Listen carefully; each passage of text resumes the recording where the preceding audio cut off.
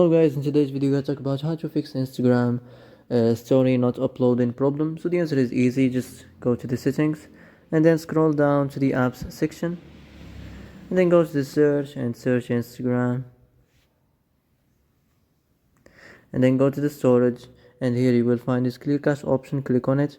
Now you can go check it if it worked. If it didn't, you can try to restart your phone or turn on the airplane mode or the Bluetooth mode.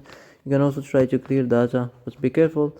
If you clear data, all the Instagram's data will be deleted. This includes all files, the settings, the accounts, the databases, etc. So be careful if you wanna clear your data.